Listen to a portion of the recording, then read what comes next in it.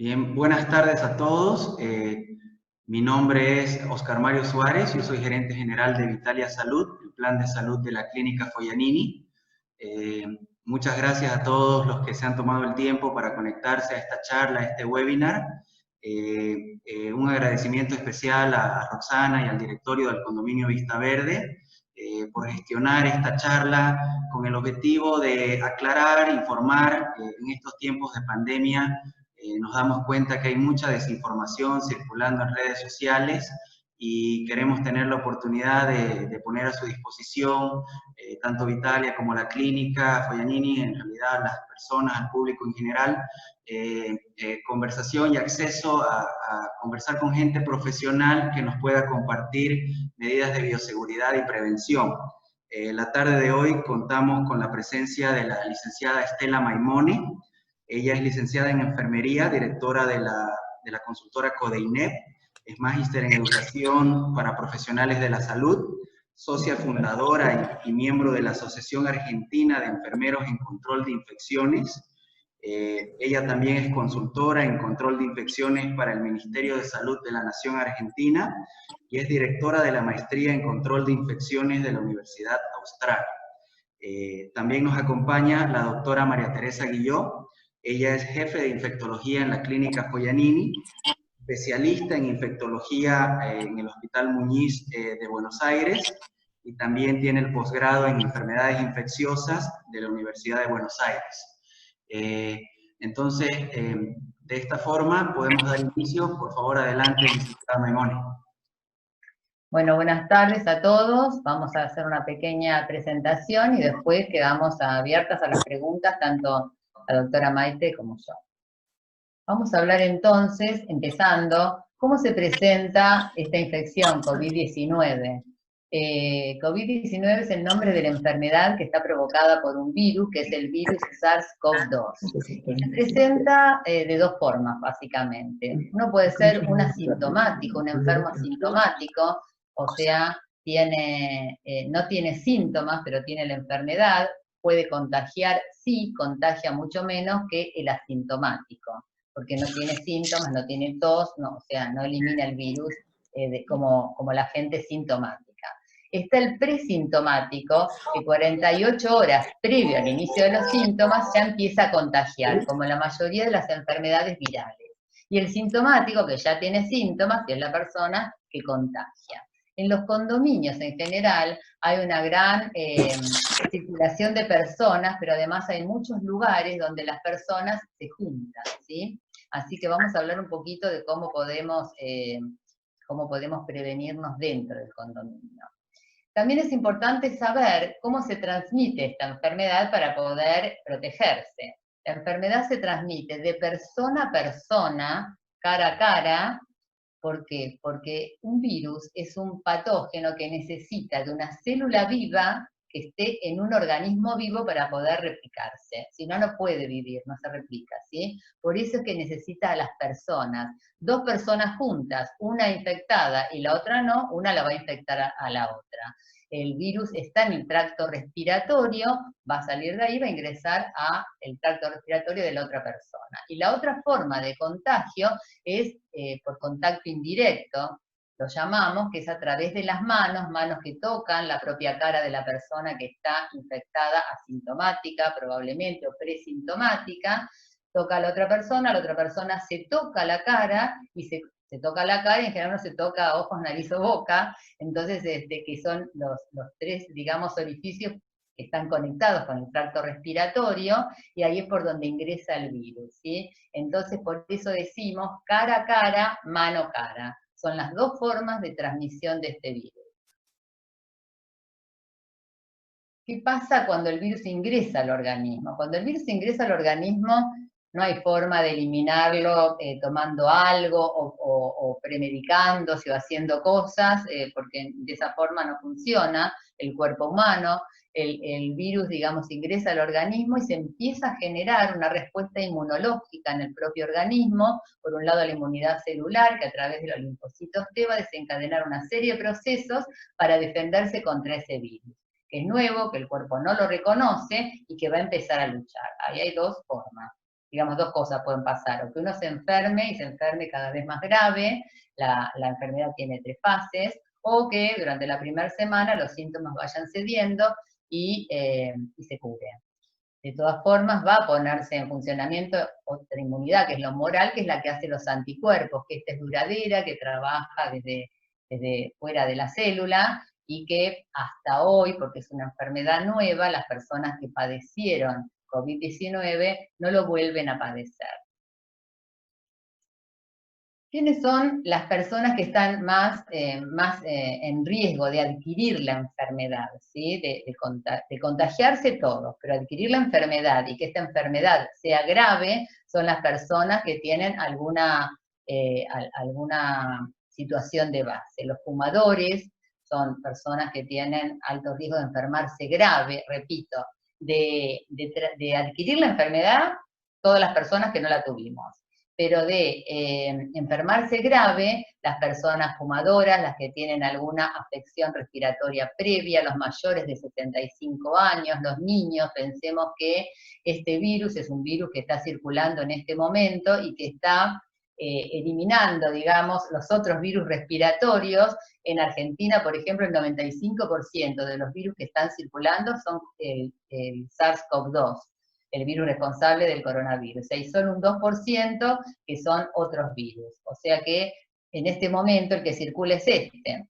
Cualquiera podemos adquirirlo, cualquiera que no nos cuidemos, ¿sí? Pero los que se van a enfermar graves son las personas mayores de 65, los niños pequeños, como en otras épocas del invierno que adquieren una bronquiolitis, por ejemplo, las personas que tienen enfermedades cardíacas crónicas, obesos, hipertensos, enfermedad renal, inmunosupresión, son las personas que van a tener esta enfermedad más grave. 80% la cursa en forma leve, un 20% más grave, y de ese 20%, un 5% requiere unidad de cuidados intensivos. ¿Cuáles son los síntomas a los que tenemos que estar atentos? Con 2 o más de estos síntomas tenemos que pensar en coronavirus. En este momento, que es un momento de alta circulación de virus, tenemos que pensar que cualquiera de estos síntomas podría ser un coronavirus. 2 o más: fatiga, tos, dolor de garganta, ese dolor al tragar.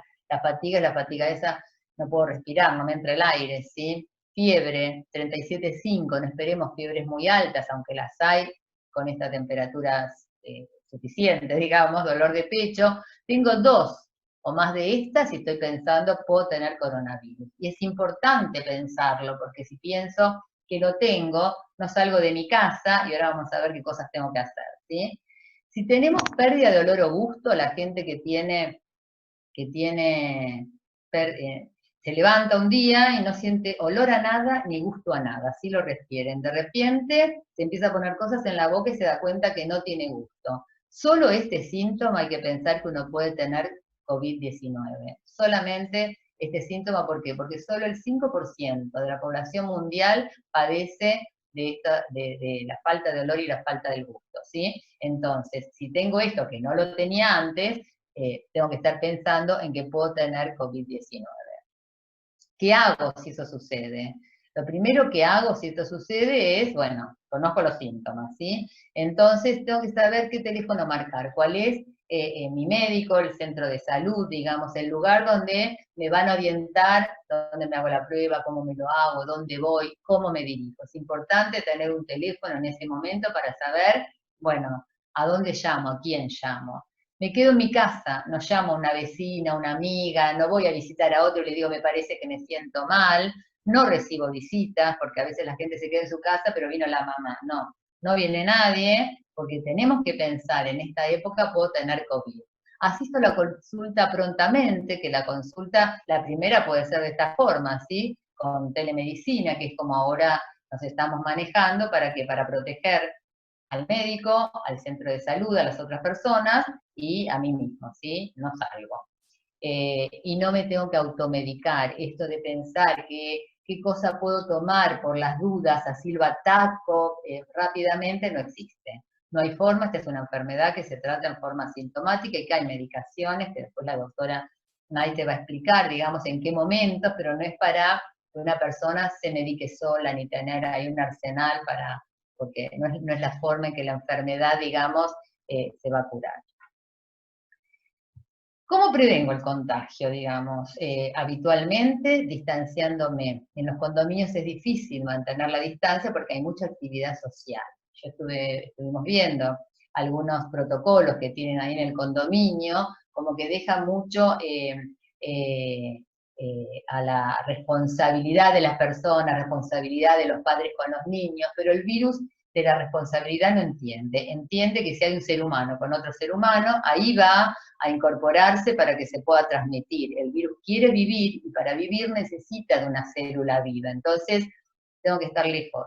Si estoy al aire libre, a 1 metro o más es suficiente. Si estoy en lugares cerrados, tengo que estar a más de 2 metros y poder ventilarlos. Y si no, tengo que utilizar el tapabocas nariz, aunque esté adentro de la casa, ¿sí? Lavándome las manos en mi casa cuando llego, tener un alcohol para manos de bolsillo, cuando uno sale de su casa y va a hacer compras, por ejemplo, probablemente ustedes vayan en auto, bueno, tengo que saber en qué bolsillo tengo el alcohol para manos, el tapabocas, bajo del auto, voy al supermercado, tengo que saber que el tapabocas no tiene que tapar nariz porque el receptor del virus está en nariz, a veces uno lo usa por debajo de la nariz, no es útil, y saber que si toco algo, antes de tocarme la cara, me tengo que lavar las manos, y para eso tengo que tener alcohol cerca, no empezar la cartera, no lo encuentro, dónde estaba, lo dejé en el auto, concentrarse. Lo mejor que nos puede pasar es no contagiarnos, no tener que asistir al centro de salud. El tapabocas tiene que ser un tapabocas que tape nariz, debería llamarse tapa nariz en realidad, porque el receptor del virus está en la nariz, que sea holgadito, digamos, que no nos permita, porque algunos son muy ajustados y no puedo respirar, algunos van muy arriba, no puedo ver, entonces me lo saco. Al principio no es muy cómodo utilizarlos, pero lo necesito utilizar si estoy a menos de 1 metro de otra persona en un lugar abierto o a menos de 2 metros en un lugar cerrado. Las tres son las únicas 3 cosas que tengo que hacer: distanciarme, usar tapabocas, nariz y lavarme las manos. 3 cosas que necesitan concentración porque lo tengo que hacer las 24 horas del día que estoy con alguien, ¿sí? Dijimos lavarnos las manos, pero habitualmente no nos lavamos bien las manos, no nos sabemos lavar bien las manos. Uno se lava las manos, un poquito de alcohol hace, o un poquito de agua, y las manos hay que ponerse el producto, sea alcohol o sea jabón. Tenemos que friccionar la yema de los dedos, friccionar el dorso y la palma de la mano, llegar hasta la muñeca, si usé jabón, que tengo espumita, enjuagarme perfectamente, porque en esas burbujitas, digamos, queda todavía virus, y después secarme perfectamente. Y si usé alcohol, hago el mismo proceso, solo que sigo friccionando hasta que el alcohol se absorbió y se seca. Acá les puse no mezclar burbujas, pero no son las del jabón. Supongamos que una burbuja es una casa, ¿sí? Una casa donde vive determinada cantidad de gente. Ellos conviven. Papá, mamá, sale a trabajar, vuelven, están los niños que están en su casa. Esta es una burbuja, ¿sí? Ellos conviven.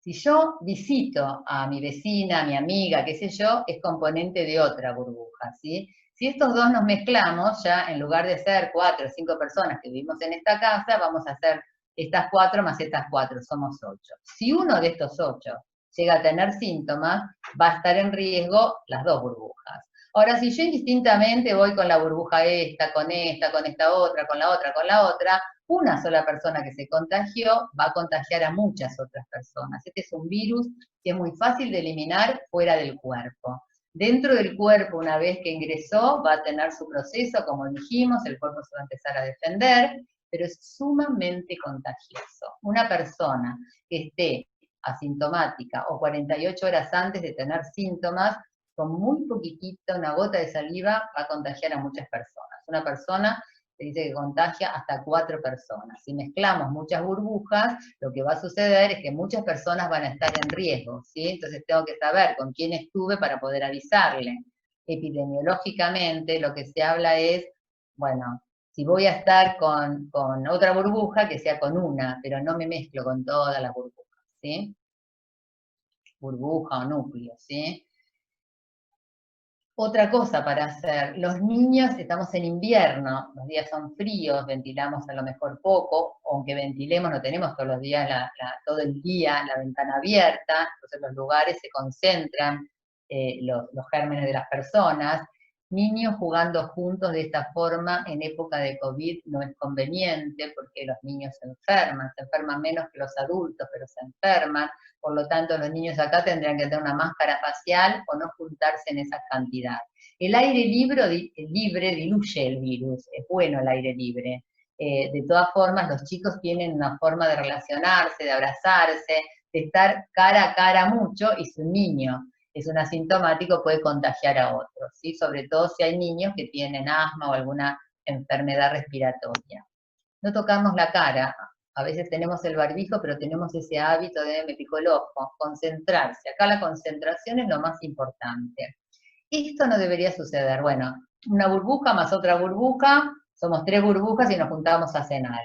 Los condominios tienen esta cosa de relacionarse mucho y es muy bueno, era muy bueno, pero en este momento nada de lo que digo es simpático, pero es así, si nos juntamos de esta forma, tenemos más riesgo de contagiarnos, más riesgo de padecer la enfermedad. Por lo tanto, es importante, y todos tenemos que saber que, bueno, si no nos invitamos como antes, tiene que ver con esta época hasta que tengamos una vacuna, vamos a vivir de esta forma. Se trata de poder adaptar una forma de vivir y adoptarla hasta la vacuna si queremos estar bien, porque, bueno, mucha gente, el 80% dijimos que padece la enfermedad bien, leve, pero no quiere decir que eso suceda siempre. No sirve de nada desinfectar el auto, las llantas, el piso, no tiene ningún sentido. Recordemos que el virus es un patógeno intracelular obligado, necesita una célula viva en un organismo vivo, lo que no está ni en el piso, ni en el auto, ni en la llanta. Si viajo con otra persona en el auto y esa persona es de otra burbuja, los dos tenemos que tener tapabocas, nariz que tape nariz. Si hago un deporte al aire libre como tenis, muchos de estos condominios tienen canchas de tenis, creo que ustedes tienen, está bien que ustedes jueguen al tenis, el aire libre otra vez diluye el virus, uno en general no está cerca permanentemente a 1 metro, ni está hablando demasiado. El problema de esto es esto, cuando nos tocamos, es cuando después del partido vamos a tomar algo, y en ese momento podemos estar a menos de 1 metro, podemos estar charlando, las charlas animadas en general, con risas, en lugares cerrados porque ahora hace frío, lo que hacen es que esas pequeñas gotitas cuando uno habla ingresen a la nariz de la otra persona y la contagian. Si yo, siempre recordemos que yo puedo ser un portador asintomático, obviamente no lo sé, y contagio. Y también pensemos que el otro puede serlo y me puede contagiar. ¿Qué hago cuando llego a mi casa, cuando vengo de trabajar, estuve en contacto con otras personas? Bueno, no sé qué tengo que hacer, lo primero que hago es lavarme las manos, lo primero que hago. Limpiar las superficies es importante, como habitualmente, pero tener un rociador con agua y cloro, 10 centímetros de cloro en 1 litro de agua, y limpiar las superficies que se tocan, sobre todo cuando recién vuelvo de trabajar. No sirve desinfectar los pisos, no sirve desinfectar los pisos para contener este virus, porque recordemos, persona a persona, necesita una persona. No poner alfombras con clorados, porque tampoco tiene sentido, porque el virus está en las personas, sale del tracto respiratorio e ingresa en el tracto respiratorio. No pasar por túneles de desinfección, porque no son para las personas, son para la superficie. Las personas no nos podemos desinfectar de ninguna manera, ¿sí? En el tracto respiratorio. No poner los zapatos ni las mascotas, ¿no? Muchas veces se ha hecho pisar a las mascotas cloro y se lastiman las patitas y no tiene ningún sentido. Si tengo una persona enferma en mi casa, ¿qué puede suceder? Bueno, se enfermó alguien de esta burbuja del grupo familiar. Si podemos separarlos en una habitación que tenga un baño, perfecto, le alcanzamos las cosas ahí, no nos vamos a contagiar. Si no tengo esa posibilidad y tiene que compartir áreas comunes, mucha higiene de manos de ambos, del enfermo y de los que conviven. Si tengo que compartir cocina, baño, lo que puedo hacer es separar los momentos, ¿sí? Primero la familia, o sea, los no enfermos son los que comen, después va a venir el enfermo, come solo, cuando se va el enfermo, limpio la superficie. Recuerden que este virus fuera del cuerpo se muere muy rápido, de paredes muy finitas, entra en el núcleo y desaparece el virus. Si tengo posibilidad, bueno, dijimos de que pueda estar sola la persona mejor, adaptarle a lo mejor un lugar para que duerma, ¿sí? Para aislarse del resto de los habitantes de la casa puede ser mejor. Pero si no, separando los momentos también es útil y se puede hacer. ¿Qué hago con la ropa cuando vengo de trabajar, cuando tengo que lavar la ropa de una persona enferma? La lavo como lavo toda la ropa. El virus se muere con agua y jabón. ¿Las mascotas pueden transmitir el virus? No pueden transmitir, por lo tanto no tengo ningún cuidado especial más que el habitual con las mascotas. No ayuda a combatir COVID-19, echar lavandina a las mascotas, lo dijimos, tomar desinfectantes, ustedes tienen un producto que está muy difundido para que la gente se lo tome y prevenga el COVID o se lo cure, no se cura con esto, que es un clorado.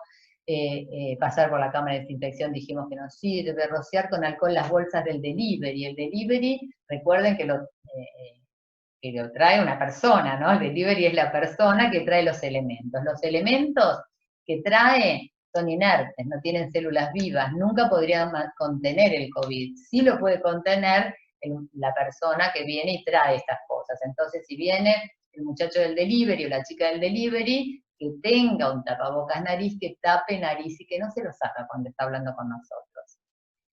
Vestirse como un astronauta, ponerse un gorro, usar guantes, si son esos guantes de látex hay que tener mucho cuidado porque uno se crea una falsa sensación de seguridad, no se lava las manos, se toca con el guante muchas veces, toca muchas más cosas y nos podemos contagiar. Lavar la calle no sirve para nada, o sea, sirve para que esté limpia, pero no para detener el COVID.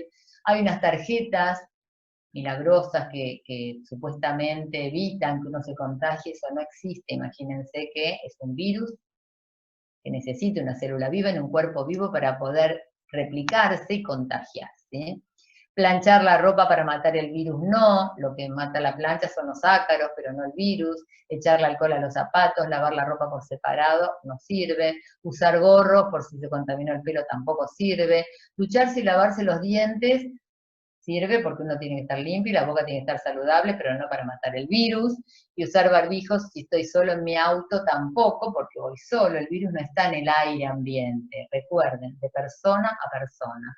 Y automedicarse tampoco es algo que debo hacer, porque no nos va a ayudar, porque siempre tenemos que tener un médico que nos esté orientando y guiando para saber si voy a seguir con esta enfermedad en forma leve o en qué momento voy a requerir de un cuidado mayor. Bien. Ahora ustedes pueden preguntar todo lo que quieran, lo que necesitan, lo que los preocupa, que tanto Maite como yo vamos a estar muy felices de responderles lo que quieran. Comentarles ahí si gustan, pueden escribir también en el chat que tiene esta plataforma de Zoom y las doctoras, nuestros expertos pueden leer las preguntas y responderles, si gustan.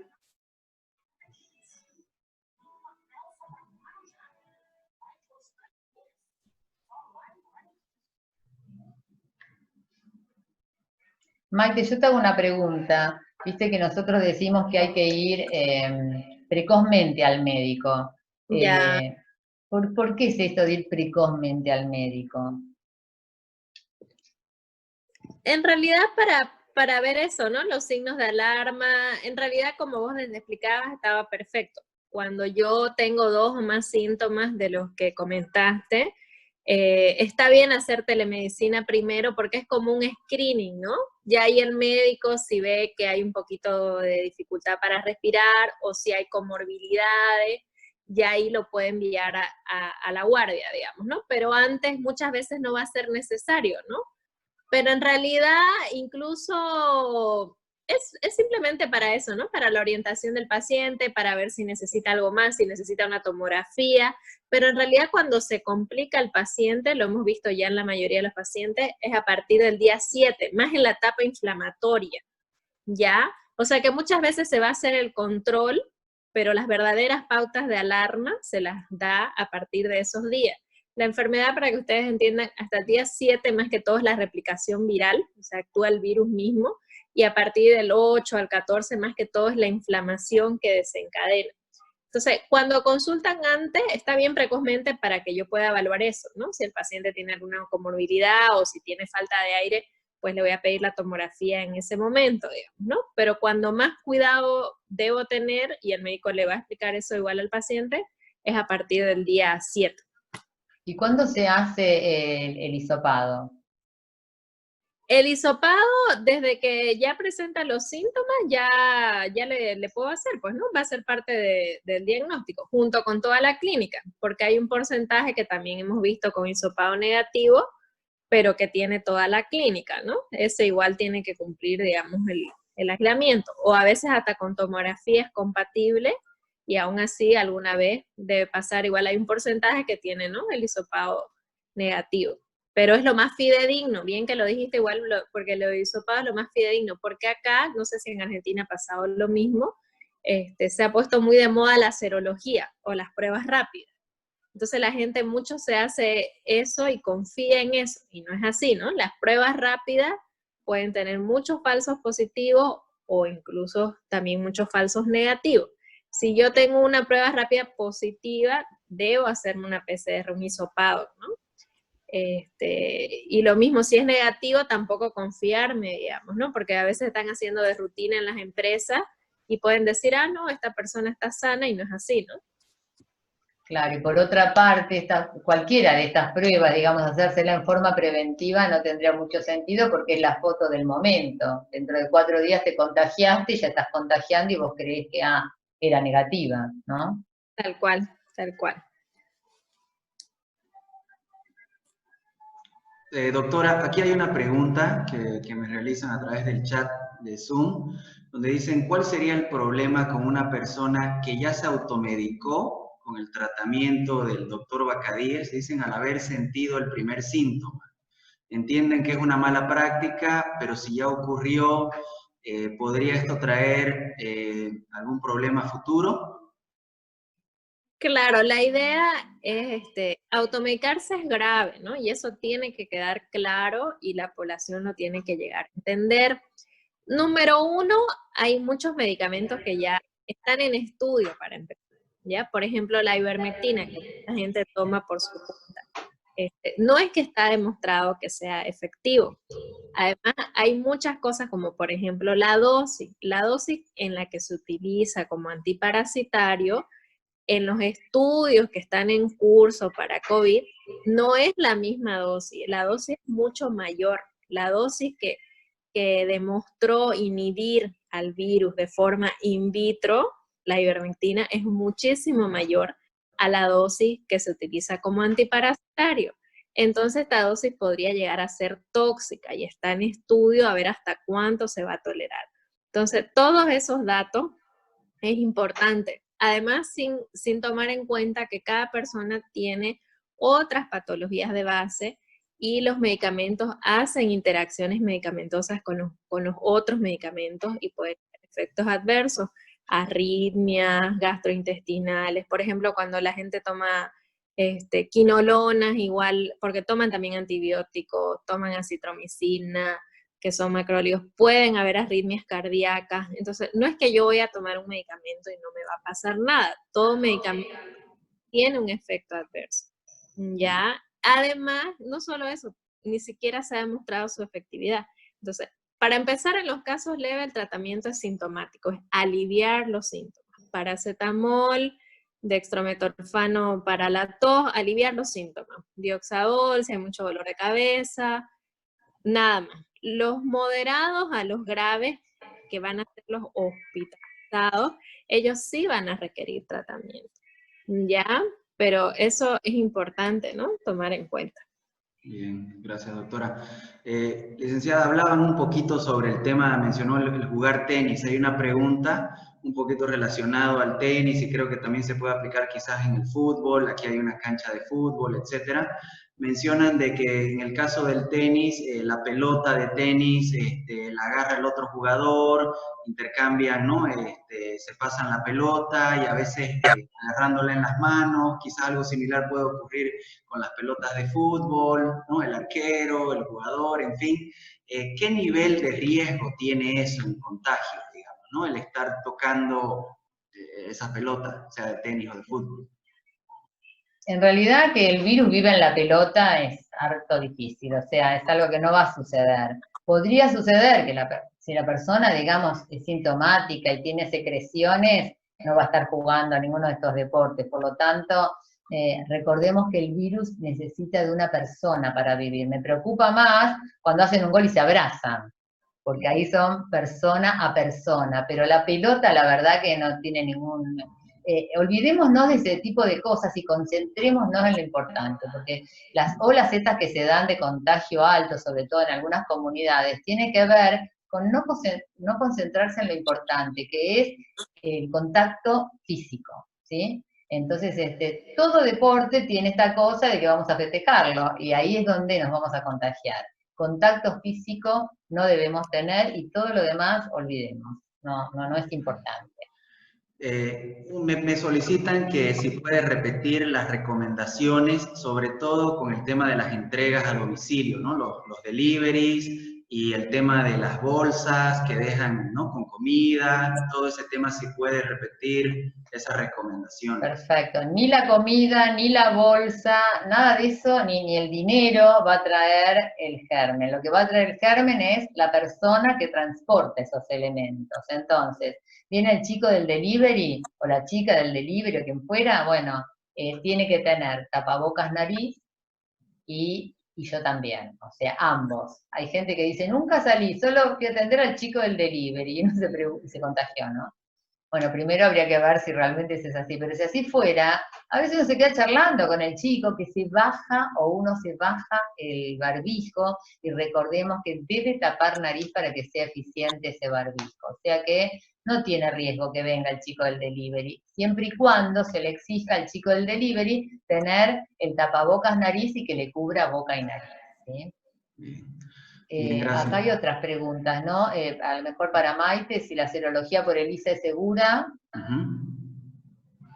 Sí, la serología por ELISA es segura, pero tiene su tiempo también, ¿no? Yo voy a empezar a tener anticuerpos a partir del día 10 aproximadamente, más cerca hacia el 14. O sea, si yo estoy con el inicio de los síntomas, tengo que hacerme el hisopado. Y tampoco la serología tiene utilidad para dar de alta epidemiológicamente al paciente. Muchos pacientes quieren hacerse igual, ya están sin síntomas, sin nada, y quieren hacerse una serología de control, dicen ellos, ¿no? No se utiliza para esto tampoco, porque pueden permanecer los anticuerpos, es lo mismo que la PCR, pueden permanecer, no es tan exacto, hay personas que 21 días, 30 días van a continuar con anticuerpos, por ejemplo, con IgM, ha pasado igual, no quieren volver al trabajo porque tienen IgM positivo. No es así, no, porque estos anticuerpos pueden permanecer. No lo debo usar para dar alta serológica. Para lo que más nos sirve esto de los anticuerpos es para si alguien va a donar plasma, digamos. Para eso más que todo se utiliza. Esa es la utilidad, digamos. Okay. Acá hay una pregunta interesante. Dice, ¿qué riesgo corre una persona cuando baja a la cancha con su niño y existe algún vecino infectado en esos ambientes? Primero que el infectado no debería estar en la cancha ni en ningún lado, por eso dijimos, ¿qué pasa cuando estoy infectado? No salgo de mi casa, es lo primero que hago, y no recibo visitas, o sea, esto de voy a llevar al nene porque hay un campeonato, que sé yo lo que fuera, no se puede hacer eso, o sea, hay que ser responsables. Acá la única forma de no enfermarnos ni enfermar al otro es la responsabilidad que tenemos con la otra persona. Y eso es lo que hay que cultivar, más que prohibiciones, ¿no? O sea, si estás infectado, no salgas, porque sí corre riesgo otra persona, sobre todo si tiene tos, si estornuda, porque el sintomático, recordemos que dijimos que la persona elimina el virus a través de las secreciones, ¿sí? Entonces, yo toso, por más que esté al aire libre, en esa tos voy a tener mucha carga de virus. La otra persona inspira, me contagié. sobre todo si estoy a menos de 1 metro, ¿sí? Y en general en esas reuniones la gente se saluda, no se saluda más con un beso, no se saluda más con un abrazo, ahora es un hola, hola, de a 1 metro. No es lindo. Todos queremos, somos latinos, nos gusta mucho esto de abrazarnos, de darnos un beso, pareciera como que está mal que no lo haga, pero en este momento la mejor forma es: si estoy enfermo me quedo en mi casa, si sospecho que estoy enfermo me quedo en mi casa, si convivo en mi burbuja con mi nene que tiene que estar en el campeonato y yo estoy enfermo, no lo llevo y le explico, los chicos entienden, aunque se enojen en el momento, mucho más que el adulto muchas veces. Bueno, no estigmatizar al que se quedó porque sospecha COVID, al contrario, agradecerle, de lejos, por un mensaje, pero agradecerle, porque nos está cuidando. Tenemos también esta cosa, ¿no?, de estigmatizar a la persona que se enfermó, y bueno, se enfermó de un cuadro viral, o sea, se va a curar y listo, pero a veces tenemos esa cosa, ¿no?, de no perdonarle al que se infectó, y al contrario, te lo está diciendo para protegerte. Y ni él ni su familia deberían estar saliendo si tienen esa situación. Existe riesgo, sí. Maite, te preguntan qué opinás acá sobre la ingesta del dióxido de cloro. Ya, lo que pasa es que en Santa Cruz pasan esas cosas que se ponen cosas de moda, como por ejemplo la ivermectina y bueno, digamos ahora el problema de las redes sociales, ¿no? El dióxido de cloro no tiene que quedar ninguna duda, es tóxico y no está en ningún protocolo para COVID, en ningún protocolo, y no tiene ninguna evidencia científica y ni siquiera la FDA lo tiene aprobado como tratamiento de ninguna enfermedad. O sea, eso no tiene que quedar ninguna duda. Y todo lo contrario, no solo ni me va a prevenir ni me va a curar, puede ser tóxico. Entonces, sí han llegado personas graves al hospital con intoxicación, ¿no? Eso de una lo tengo que sacar de mi mente y no debo tomar ni como prevención ni como tratamiento. Sí, la gente también puede mirar en la Organización Mundial de la Salud, hay una pestañita que son estudios que están en este momento vigentes, hay como más de 300, cerca de 400, ninguno de ellos, me fijé a propósito, ya a ver, bueno, si alguien estaba haciendo el estudio con el dióxido de cloro, ya que lo difunden tanto, debe haber alguien que está haciendo este estudio. No existe ningún estudio con dióxido de cloro. De hecho, con ivermectina creo que hasta se han suspendido algunos estudios por la toxicidad que tiene. Esto es de público conocimiento, o sea que cualquiera puede ingresar ahí, mirarlo, y dióxido de cloro, la palabra se entiende. No hay un solo estudio que se esté haciendo, lo que demuestra claramente que nadie le confía demasiado. Los científicos, los médicos no le confían. Como dice Estela, hay estudios en curso, pero de otras terapéuticas, ¿no? Para ver si el plasma es efectivo. Claro, O la para ver mayoría si son de eso. el Sí. interferón o otras, y lo único demostrado hasta ahora son los corticoides, ¿no? Que eso sí, recién se demostró que sí son efectivos cuando la persona requiere oxígeno, que eso va a ser en hospitalización, no va a ser tampoco para automedicar. Entonces, Claro, en realidad... nada de tener corticoides por las dudas, no es así. Acá nos preguntan también qué tan recomendable es la máscara facial. Hay muchos modelos de máscara facial. Si la máscara facial cubre cara, debajo del mentón y el costado de la cara, es un buen sustituto del barbijo en la comunidad. Por supuesto que no estoy hablando en la institución de salud, porque uno utiliza el tapabocas nariz como una barrera física a las gotitas cuando el otro habla. Hay máscaras que a veces son muy para adelante, y entonces nos están tapando nariz y boca, que es lo que necesitamos. Otras que son muy cortitas de acá, y entonces si alguien te está hablando de costado, no estás tapando nariz y boca, pero es una buena. Hay muchas máscaras faciales que cubren hasta acá y hasta acá abajo, y son muy buenas para tenerlas todo el día, porque cuando uno utiliza el tapabocas nariz durante todo el día, sobre todo que no son barbijos quirúrgicos, son hechos de tela, se dificulta el hablar, medio como que se empieza a mojar, se hace incómodo, y además la máscara facial lo que hace es que uno no se esté tocando. Uno tiene el barbijo como que se toca, se lo baja, se lo sube. La máscara facial de buen diseño tiene una gran ventaja sobre el tapaboca nariz, que no sé por qué no se difundió tanto. tal vez por los distintos diseños que hay, pero es un buen sustituto. Bien. Doctora, quizás una pregunta, me han escrito en privado consultando un poco sobre las diferencias entre la prueba, la PCR y el test ELISA, quizás aclarar en qué momento se realizan estas pruebas y cuál es la diferencia, ¿no?, entre ambas. Y de paso acá hay una que dice en qué lugares se realiza ese hisopado en Santa Cruz. Así mezclamos. Ya, la PCR va a detectar el virus mismo en sí, ya, por eso al inicio de los síntomas es la prueba que hay que hacerme, ya, desde que desarrollo los síntomas es la prueba que yo debo hacer.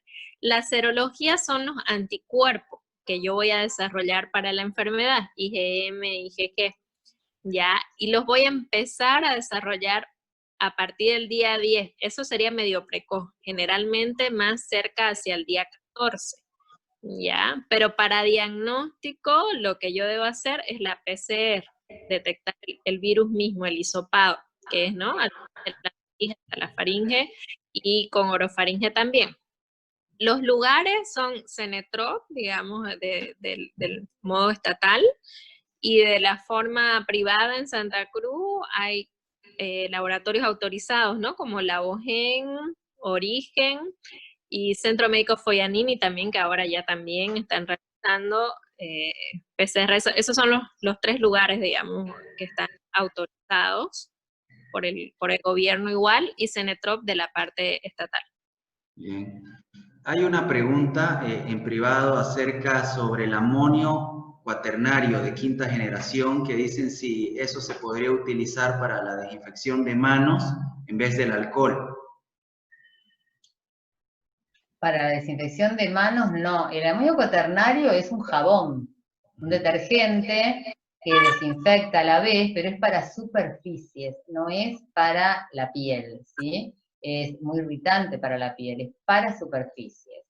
Si uno quiere usar en lugar del agua y el detergente en su casa o en la oficina, o en lugar de un desinfectante como un clorado, porque las superficies se pueden alterar, el amonio cuaternario es un buen detergente, mucho más caro que cualquier detergente, mucho más caro, y más caro que el cloro. Pero uno lo puede usar, pero para superficies, no para las manos. Recordemos que el alcohol es un excelente virucida, siempre fue un excelente virucida antes del COVID-19, así que, y además, las soluciones de alcohol para mano tienen un emoliente. La piel lastimada es un buen terreno para que haya otras infecciones. Y no nos olvidemos que existe el SARS-CoV-2 que provoca la enfermedad COVID, pero existen infecciones bacterianas, ¿sí?, infecciones de piel. Entonces uno tiene que proteger la piel, sobre todo porque nos vamos a lavar mucho las manos. Entonces un buen jabón, si es con glicerina, con algún emoliente mejor, porque nos vamos a lavar mucho, por eso nos enjuagamos bien también para que no queden residuos, y el alcohol que tenga emolientes. Usar muchas cremas para las manos, porque las manos se resecan, sobre todo en invierno, y sobre todo si las lavamos mucho más que otras veces. No confundamos los desinfectantes de superficies para el cuerpo, porque nos van a hacer mal, son tóxicos, es como el dióxido de cloro que provoca toxicidad, y es real, porque no está preparado para el cuerpo, está preparado para superficies.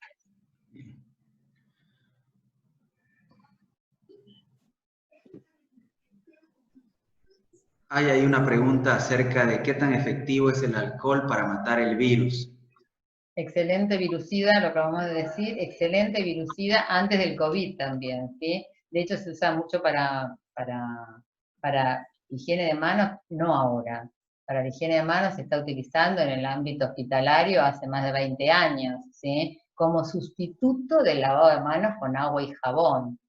Salvo que uno tenga la mano visiblemente sucia, digamos, en las instituciones de salud ustedes van a ver que las enfermeras, los médicos utilizan el alcohol para manos, porque es un excelente virucida y bactericida, así que es excelente.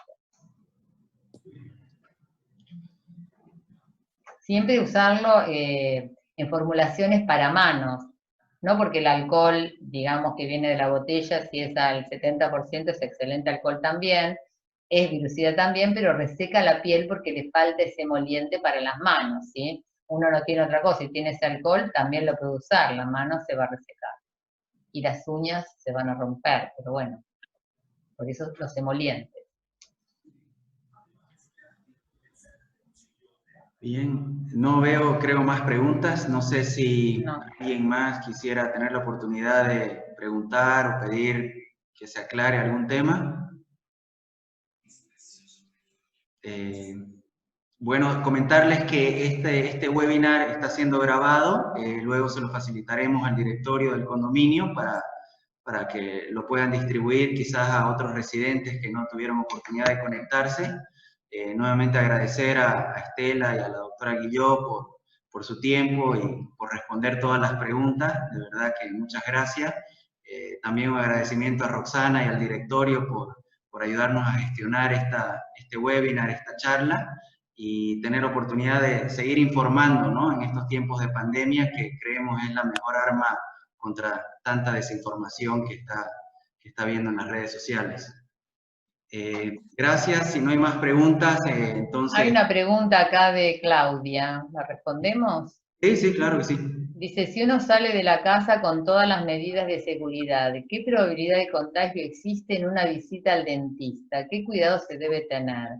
Si salís de tu casa, o sea, con tapabocas, nariz, el alcohol para manos porque vas a tocar a lo mejor cosas de afuera y te lavaste la mano, el riesgo cuando vos vas al dentista lo tiene el dentista, más que vos, ¿no? Porque vos vas a abrir la boca y el dentista va a estar dentro de justamente no dentro, pero bueno, muy cercano a tu boca, que es uno de los lugares donde el virus va a estar si es que lo tuvieras. O sea que el dentista tiene que estar con un barbijo quirúrgico y una máscara facial para protegerse él, y vos sin nada obviamente porque no hay posibilidades, pero vos no tenés riesgo, el que tiene riesgo acá es el odontólogo.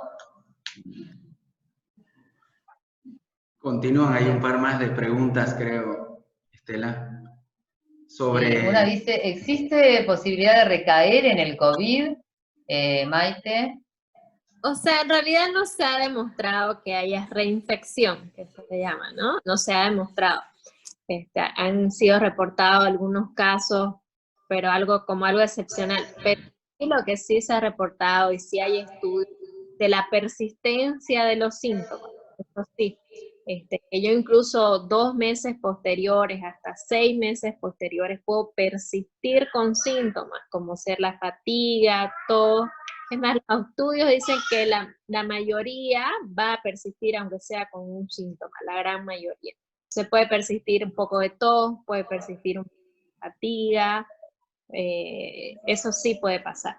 Pero reinfección... A veces síndrome de fatiga crónica, ¿no? Ese de que te duele el cuerpo y tarda en recuperarse, ¿no? Ese también. O el dolor de espalda, todo eso puede persistir. Pero no quiere decir que contagie. Exacto. Y acá hay otra que dice, si uno después de la enfermedad se vuelve inmune, por ahora sí, habría que contestar porque es un virus nuevo, no sabemos cuánto mutará para el año que viene, pero por ahora, para esta cepa uno tiene inmunidad, ¿sí? Y después mencionó que no sirve colocar alcohol en la planta del zapato. ¿Qué sería recomendable? Para el zapato nada, porque el zapato, recuerden, no es una célula viva, por lo tanto no hay forma de que uno transporte ese virus. El zapato siempre transportó un montón de cosas porque está en el piso, pero la verdad que tiene que entrar por ojos, nariz y boca el virus, o sea que nada, para el zapato nada. Te sentís más contento si le pones alcohol, lavandina, o lo sumergís o lo pones en el lavarropa, hacelo, pero no es necesario, queremos decir eso. Supe que algunos que no tenían síntomas ni de olfato ni de gusto, pero dieron positivo. ¿Por qué será? Es que un 85% va a perder el olfato, pero no es y el olfato y el gusto, pero no es un 100%, ¿no? Sí puede haber alguna persona que no lo pierda y aún sí tenga, ¿no? COVID-19, digamos, ¿no? Pero un 85 a 90% va a perder el olfato, pero siempre queda un porcentaje. No, y además hay gente que es asintomática o con muy pocos síntomas que no se lo está atribuyendo a esto totalmente. Hay gente que nunca se enteró que era COVID y se entera porque hay un catastro dentro de la institución y justo le tocó y era positivo, ¿sí? Pero es asintomático, de verdad. ¿Cuándo piensan que va a estar la vacuna? No se sabe exactamente, pues no, la de Oxford es la que supuestamente va a estar, pero hay varias que están ya avanzadas en probando en humanos. ¿No? Hay tres laboratorios que la tienen bastante avanzada. De hecho, hay algunos que ya están en la fase de probarlos con personas humanas, seres humanos, pero todavía está en esa fase, le falta bastante. Con muy buena suerte, dicen los investigadores, fin de año, principios del año que viene, si es que todo esto funciona bien, porque cualquier cosa va a haber marcha atrás. Hay algunos artículos que dicen que el virus puede empezar a mutar, o que empezó a 75% en la misma cepa, 25% no, entonces bueno, no lo sabemos, y como no lo sabemos, no esperemos que esto se termine, esperemos cambiar la forma que estamos viviendo. No hay otra forma, me parece, por ahora. Si por ejemplo alguien se contagiaba, llega a toser y caen gotas en mi ropa, ese virus, ¿cuánto tiempo puede mantenerse ahí? La verdad que en la ropa, en las superficies, digamos, de cualquier tipo, el virus es difícil que viva mucho porque no tiene la célula viva para poder replicarse. Entonces se va a ir debilitando y ahí se va a morir. Si uno está más contento llegando a su casa y lavándose la ropa, que lo haga, pero en realidad el virus solamente puede vivir en una célula viva, en un cuerpo vivo, en un organismo vivo, cara a cara, mano a cara. Si uno se puede concentrar en eso, lavarse la cara, ponerse tapaboca, nariz, yo creo que evitaríamos todos los contagios posibles. Lo que pasa es que piensen en todas las situaciones que esto tendría, ¿no? Con mis amigos, con la gente que conozco, con las mamás de los nenes, con los nenes entre sí. Es mucho acordarse y poder hacer esas dos cosas, pero tres son: tapaboca, nariz, distanciamiento y higiene de manos. Tres cosas que sirven sí o sí. Entonces hagamos eso. ¿Qué recomendación para un condominio movido por niños para cuidarse?